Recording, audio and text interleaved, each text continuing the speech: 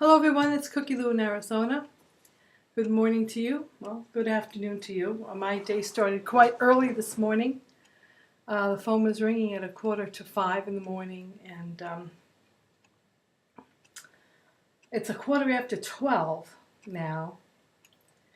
And I've had a very, very busy morning getting a lot of things organized. And I think the news that I got this morning has caught up with me.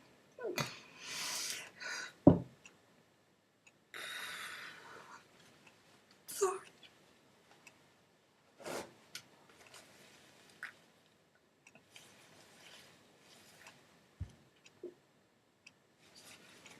I was fine. I was on automatic pilot. And now I'm falling apart. It's typical of me. And I just wanted to share this moment with my friends. It's so hard. My mother passed away this morning.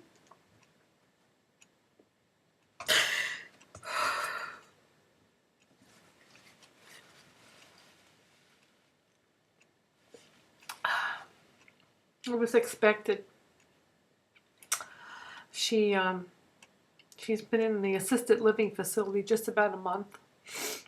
And yeah, it's just over a month actually. She got there the 28th of September and she died on Halloween. Of all times to pass away. I was praying she might last until tomorrow, November 1st, but no, she had to go on Halloween. Anyway, she was adjusted and she was doing pretty good, and they gave her some more medication to try to calm her down because she was quite agitated a lot. And they gave her some medication to increase her appetite, which did work. She was eating 75% of her food, best she could without her teeth. She still didn't have her teeth. And she was complaining. Her sister, my Aunt Vera, went to see her midweek, and she was kind of holding her hip and kind of complaining that it hurt. And I got a call on Monday from the hospice nurse that told me that my mother was expressing a lot of pain in her hip area, and they got an order for a technician to come to the nursing home and take some pictures and try to find out what happened. It's kind of obvious to the medical staff that she might have broke the hip again.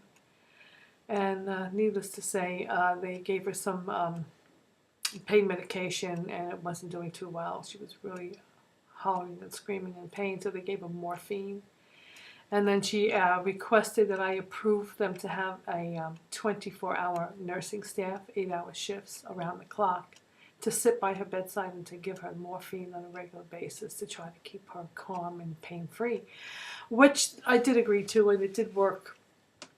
It did work. But then she called me. This was Monday. She called me Tuesday. She says, no, everybody's doing okay. She's getting the pain medication. She seems to be happier now.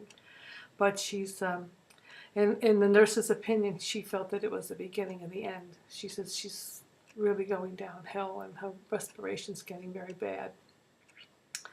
And her oxygen level was down to 84, which is low, 82, which is very low, and her heart rate was bad. And so she just wanted me to be prepared. And then my Uncle Carl, who's been there quite a bit, facilitating some of the things that needed to be done, did call me back and reiterated what the nurse had said. I asked the nurse to have the doctor call me. He was expected to come in and visit her the other day, yesterday.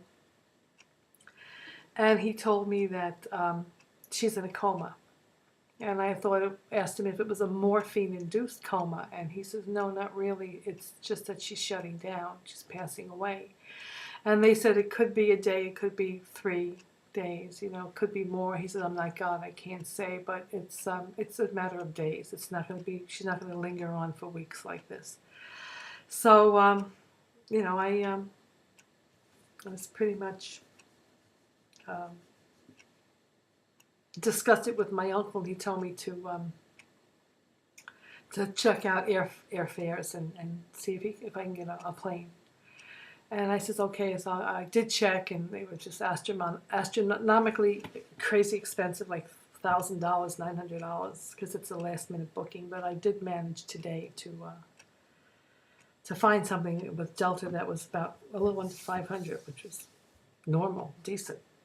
Needless to say, I didn't book anything. I wanted to discuss it with him, and then he called me this morning and told me that my mother had passed away about an hour ago. So it was probably around 6:45 Florida time when she passed away.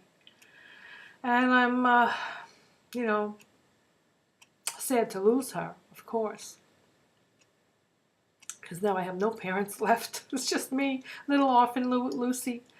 And but her quality of life was really bad, and I'm glad that God took her back. And turned out that most of my things are done. I'm starting to fall apart. But it's part of life. It's nature. We all go through losing our loved ones sooner or later. And my mother certainly did hang on to her life. Boy, I'll tell you. 91 years old. And her life for the last 5 years has not been quality at all. The dementia was really bad and had gotten really, really worse this year. So it's a godsend. And I got tons of calls this morning from relatives. And my Aunt Celia, her oldest sister, is 93. And she was crying. Wants to get on a plane and go down from Queens, New York, and go to Florida.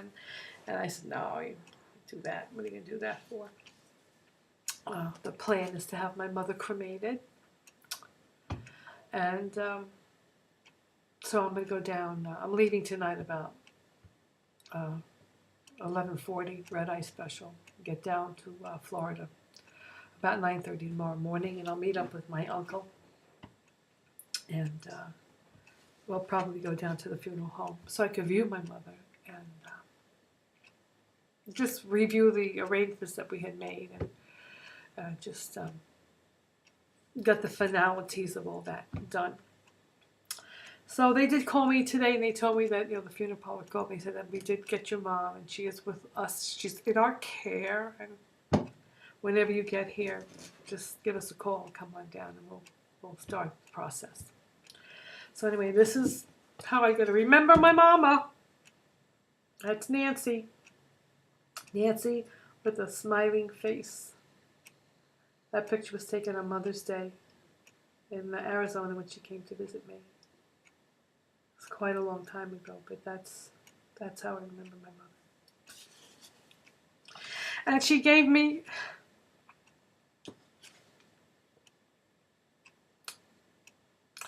something. I don't know if I could read it.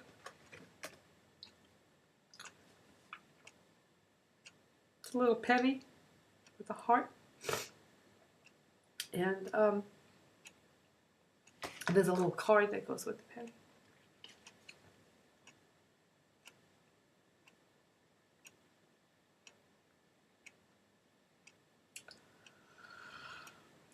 It says, "To my daughter, a loving heart. This is a very special penny, as you can plainly see. The reason it is so special is it's just for you from me.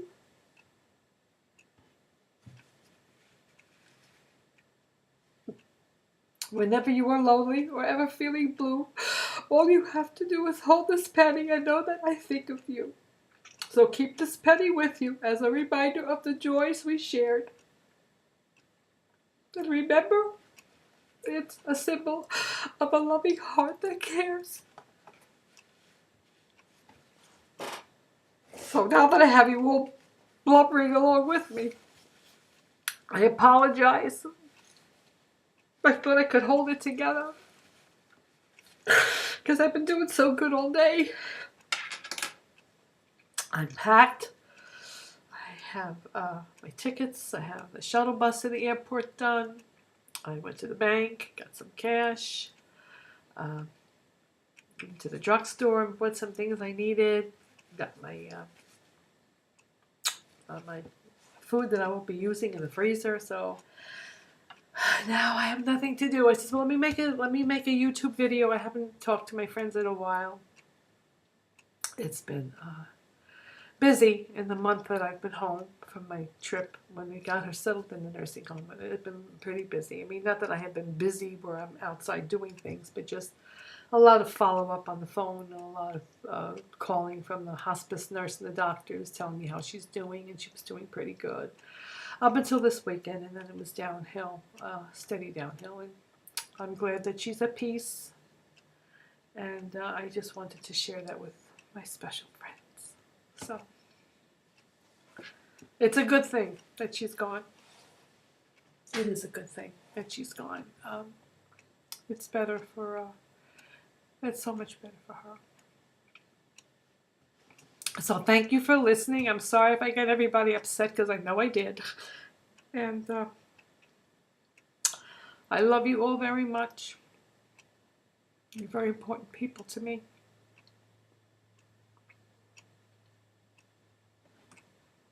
And I'll be in better shape when I come home. Probably be there for about 12 days, trying to make sure that I get everything done. It's going to take at least a week to get everything done. And with a few extra days to spare. So anyway, thank you all for putting up with my weepiness. And I love you all. Bye-bye from Cookie Lou. Love you.